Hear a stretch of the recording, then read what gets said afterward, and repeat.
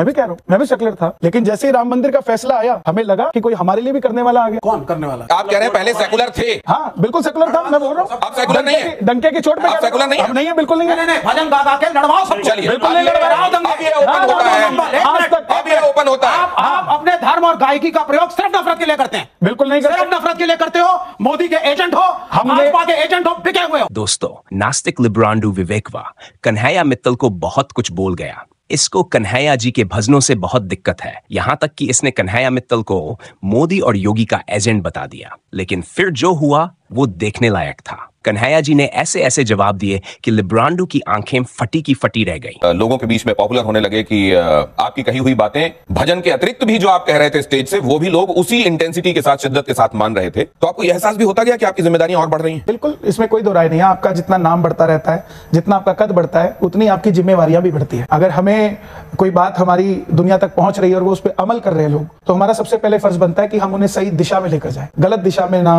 लेकर जाएं, और अपना जो हित होता है उसको दूर रखकर सर्व समाज को सोचकर ही फिर अपना बात रखनी पड़ती है और अपनी हर चीज को दुनिया तक लेकर जाए। 2021 में आपने जो राम को लाए हैं हम उनको लाएंगे ये रचा था और वो गाया था। और अभी जब मैं देख रहा था महाराष्ट्र में जो स्वेरिंग इन हो रही थी, उसमें क्या कमाल की आपकी एनर्जी थी। और दूसरे में ये, हालांकि विषयांतर हो रहा है, लेकिन मैं इसको जानना चाहूंगा कि अमूमन मैंने देखा है कि जो स्टेज परफॉर्मर्स होते हैं, अगर इतनी एनर्जी के साथ वो अपने शरीर को भी हिला डुला रहे होते हैं, एक्सरसाइज जैसी हो रही होती है, तो सांस पे काबू पड़ना, काबू रखना मुश्किल हो जाता है, वो धौंकनी की तरह चलने लगती है। तो सांस पे काबू पाते हुए उस तरीके के सर्व समाज वाली ऑडियंस, जिसमें मैं सलमान खान भी देख रहा था और जैसे शाहरुख खान भी देख रहा था, और वहां पर आप जो राम को लाए हैं हम उनको लाएंगे, और इतनी एनर्जी के साथ क्या क्या चल रहा था दिमाग में और कैसे संतुलन बना रहे थे? हम उनको लाएंगे महाराष्ट्र में फिर से, महाराष्ट्र में फिर से भगवा लहराएंगे, महाराष्ट्र में फिर से भगवा लहराएंगे, महाराष्ट्र में फिर से।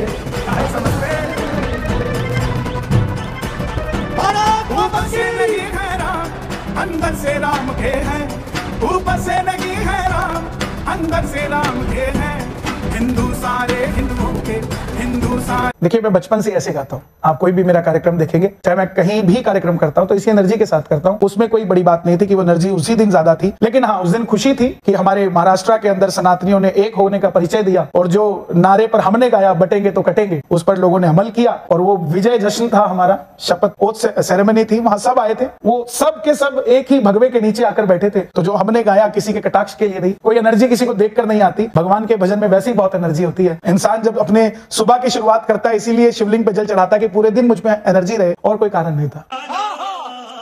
और ये जो कंट्रोल है, ये कंट्रोल सब ऊपर वाला ही करता है जब उसका नाम लेते हैं। तो पहले तो एक सवाल ये कि आप हारे का सहारा खाटू श्याम हमारा गाते गाते जो राम को लाए हैं हम उनको लाएंगे पे आ गए, फिर मोदी है तो मुमकिन है पे आ गए। तो क्या आप एक भजन गायक से पूरी तरीके से एक राजनीतिक व्यक्ति बनने की तरफ कदम बढ़ा रहे हैं? देखिए, राम मंदिर बनने की खुशी आपको नहीं है? बात तो सही है। बहुत ज्यादा खुशी। तो मैं कलाकार हूं। आप जिस दिन राम मंदिर का प्राण प्रतिष्ठा हो रही थी, क्या आप अयोध्या नहीं थे? बिल्कुल था, रिपोर्ट कर रहा था वहां से। रिपोर्ट कर रहे थे, और अंदर कहीं ना कहीं एक सनातनी के नाते खुशी थी कि नहीं थी? 100%। और आपकी एंकरिंग में भी वो मुस्कान झलक रही होगी। ठीक है।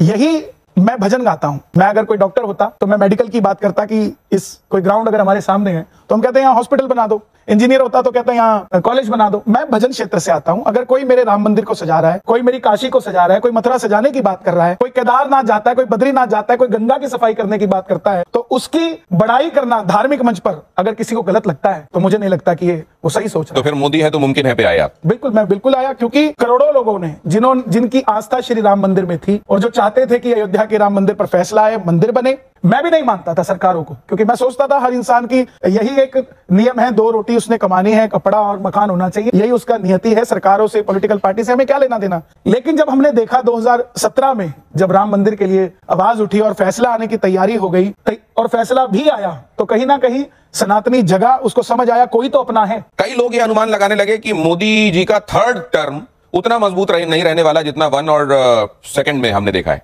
आप क्या देख रहे हैं? आपके सामने है, हरियाणा भी जीत रहे हैं, महाराष्ट्र भी जीत गए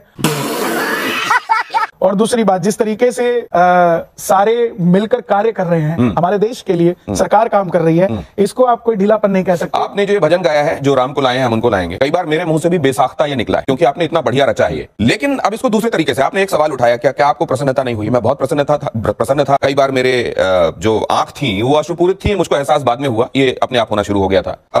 जिस घर में मैं पला बढ़ा हूं, उन्होंने संस्कार जिस तरीके के दिए, 10 साल में उन्होंने राम रक्षा स्तोत्र मुझको कंठस्थ करा दिया। दूसरे फिर मोदी है तो मुमकिन है, और फिर टिकट की लालसा, पंचकूला से टिकट, और टिकट नहीं मिलने पर कांग्रेस में जाने का प्रयास, और फिर 8 सितंबर को ऐलान कि कांग्रेस में जा सकता हूं, 10 सितंबर को यू टर्न कि नहीं, मेरे जो चाहने वाले हैं उनको बुरा लग रहा है तो मैं वापस आ रहा हूं। ये अलग करता है क्या मेरे भाव को राम की तरफ और आपके भाव को राम की तरफ? क्या आपको लगता है, मैं जनता से भी पूछना चाहता हूं, या ऑडियंस भी, हमारे नौजवान भी बैठे, जिस आदमी को प्रधानमंत्री जी प्यार करते हो, गृह मंत्री प्यार करता हो, या पूरे देश की जनता प्यार करती हो, कई मुख्यमंत्री बुलाकर सम्मानित कर चुके हो, कई कैबिनेट मिनिस्टर जो प्यार करते हो छोटे भाई की तरह, क्या वो एक विधायक बनने की लालसा रखेगा? पहली बात, ये मीडिया का बनाया हुआ बात थी कि कोई विधायक की टिकट मांगता है। दूसरी बात, अगर मेरे मन के अंदर ये ख्याल आया कि कांग्रेस वाले भी राम मंदिर में जाने चाहिए, वो कैसे जाएं? राहुल गांधी जी को क्या अयोध्या राम मंदिर नहीं जाना चाहिए? क्या बात, ये बात है, क्यों नहीं जाते? अगर मेरे प्रयास से कोई जा सकता है, अगर मेरे मन के अंदर ये ख्याल आया कि एक पार्टी अगर सनातन के लिए काम कर सकती है तो दूसरी भी कर सकती है, तो ये क्या गलत भाव है? मतलब आप टिकट के लिए नहीं जा रहे थे, आप चाह रहे थे कि कांग्रेस में चला जाऊं और उन लोगों को राजी करूं कि चलो राम जी की प्राण प्रतिष्ठा, और कोई मतलब इसके सिवा क्या मतलब है? मुझे जरूरत क्या? मतलब आज आप टाइम्स नाउ के मंच से आप ये कह रहे हैं कि कभी भी राजनीति में नहीं जाएंगे? क्या आप ये? मेरा इंटरेस्ट ही नहीं है। नहीं, मथुरा भी जाएंगे, बिल्कुल चलेगा, क्यों नहीं काशी चलेगा? भी जाएंगे। हाँ। नहीं, ये तो ये हम पाकिस्तान में भी राम मंदिर बनाएंगे।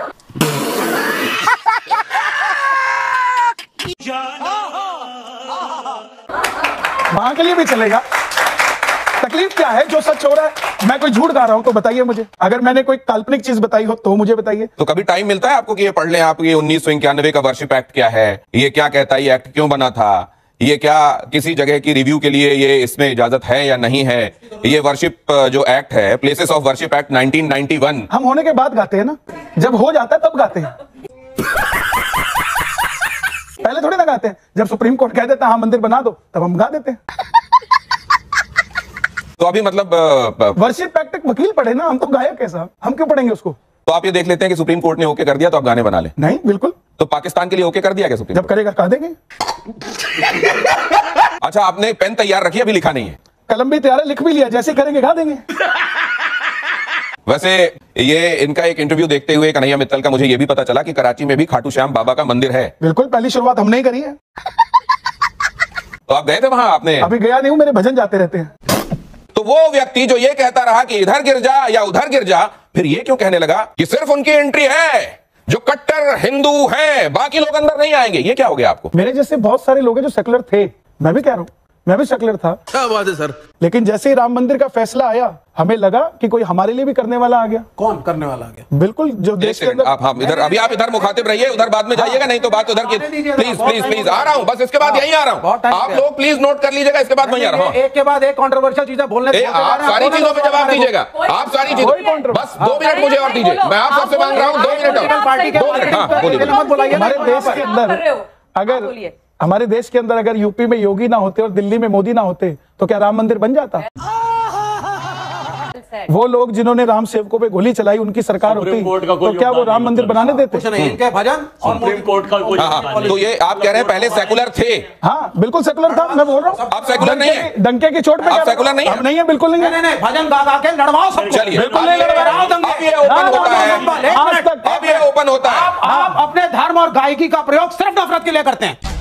बोलने दे, तकलीफ हुआ है बेचारे को, बोल। बिल्कुल नहीं करते। सिर्फ नफरत के लिए करते हो। मोदी के एजेंट हो, भाजपा के एजेंट हो, बिके हुए हो। अच्छा, वो कह रहा हूं इस बात को। मैं एक बात और समझ लेना चाहता हूं, क्योंकि सुनिए, अब मैं इसको हाँ, पूरी बात कीजिए। आप मार्क्स में कहा गया है कई बार धर्म जो है वो अफीम की तरह होता है, और आप उसके बिल्कुल एग्जाम्पल हो। आप भजन गायक हो, आपका स्वागत होना चाहिए। हाँ। आप अच्छा भजन गाते हैं, आपकी इज्जत होनी चाहिए। हाँ। लेकिन आप अपने भजन से, प्रयोग से एक पॉलिटिकल पार्टी की बैटिंग करते हैं और समाज में विघटन को फैलाते हैं। छलना चूतिए। सनातन की एक बात आपको एजेंट करार दिया गया है, आपको एजेंट तक करार दे दिया गया है यहाँ। मैं ये भी जानना चाहता हूं कि किसी को अगर कोई वोट देता है या किसी विचारधारा के साथ कोई खड़ा हुआ है तो आप उसको एजेंट, आपको माओ का या कार्ल मार्क्स का या किसका एजेंट बोला जाए? विवेक श्रीवास्तव इनको चीन का बोला जाए। आपको किसका एजेंट? नहीं, एक मिनट एक्सेप्ट कर लें। सुनिए, आप मत करिए। शंकराचार्य जी आप एक चीज तो एक्सेप्ट करिए, जस्ट अ मिनट, काले Mamata, let me complete, then you counter, let me complete, this is not the way. आपका नाम विवेक जिनपिंग है? कन्हैया जी, आप भजन गायक हैं या आप अपने को भाजपा का कार्यकर्ता मानते हैं? आप क्या मानते हैं? ममता काले जी, आप वो ठीक शब्दों में आ गए, अब वो एजेंट नहीं कह रहे हैं, अब वो सीधे सीधे सवाल पे आए। तो सवाल में ले जाता हूं, सवाल ये है कि क्या आप भजन गायक हैं या आप भारतीय जनता पार्टी के कार्यकर्ता हैं? दूसरा पंजाब, बस एक एक करके। देखिए, मैं भजन गायक ही हूँ और मैं सनातन के लिए गाता हूँ, प्लस सनातन जो कांग्रेस भी है, सब है, दलित भी है, वो जिस दिन करेंगे, मैं आपसे वादा करता हूं, लेफ्ट नहीं है विवेक जी, लेफ्ट नहीं है, मैं लेफ्ट नहीं है, कांग्रेस है, लेफ्ट नहीं है। मैं विवेक जी आपसे वादा करता हूँ, आप राहुल गांधी जी को राम मंदिर भेजिए, मैं उनके लिए गाऊंगा। शंकराचार्य को आप लाइए पहले राम मंदिर। बिल्कुल नहीं, पहले आप राहुल गांधी जी को लाइए, मैं गाऊंगा उनके लिए। आप ज्योतिष मठ के शंकराचार्य को राम मंदिर लाएंगे? बिल्कुल नहीं, जिन्होंने कहा कि बीजेपी ने आपने एजेंट की बात की है, आपने पॉलिटिकली यूज किया, आपने एजेंट की बात की है, आप राहुल गांधी जी को लाओ, राहुल गांधी शंकराचार्य पे बोलो, शंकराचार्य पे बोलो, सनातनी हो। शंकराचार्य जी तो हमारे हैं, तुम्हारे नहीं है वो, क्यों नहीं है? उन्होंने कहा है, मुसलमानों ने कहा है कि मोदी ने काशी कॉरिडोर में हजारों शिव मंदिर तोड़े। तो शंकराचार्य चार हैं, एक नहीं है, बाकी तीन ने क्या कहा? उन्होंने बोला है कि यह प्राण प्रतिष्ठा का जो बाकी तीन ने क्या कहा? बाकी तीन ने क्या कहा? आपके ज्योतिष के हिसाब से भी नहीं था। आप सिर्फ शंकराचार्य एक नहीं, चार है। कन्वीनियंस की राजनीति कितने शंकराचार्य? मोदी सत्ता में हो तो मोदी सही, शंकराचार्य गलत। ना ये आपकी नीति है। शंकराचार्य चार नहीं है, शंकराचार्य जी हमारे जरूर होंगे। शंकराचार्य जी हमारे हैं। आप कांग्रेस जा रहे थे, पंचकूला की सीट आपने मांगी, आप पंचकूला की सीट आपने मांगी और यही है सच। आपको किसने कहा? मुझे मालूम है, कैसे पॉलिटिकल आदमी हूं मैं, खबर रखता हूं। कैसे मालूम है? और जब मैंने मांगी तो आपको लुधियाने के अंदर, जब लुधियाने के अंदर तथाकथित तब शिवसेना ने प्रोटेस्ट किया, इनको डेली फोन इनको लुधियाने में शिवसेना ने धमकी कर दी। नहीं, एक सेकंड, ये बात ठीक है। ममता काले, विवेक बाबा ब्रश कर लूं, विवेक बाबा बोलो किसी सांसद को धक्का मार दूं, तो इनको सब कुछ राहुल गांधी पूछ के करते हैं। मैंने शंकराचार्य जी का नाम लिया है। मैंने तो एक सेकंड विवेक श्रीवास्तव, अरे आप कह रही हैं सब कुछ पूछ के करते हैं, तो कलकत्ता में जाते हैं तो तब भी पूछते हैं या तब पूछना बंद कर देते हैं? हाँ, तब पूछना एकदम बंद कर देते हैं। अच्छा, तब इनका अच्छा, तो अब मैं जरा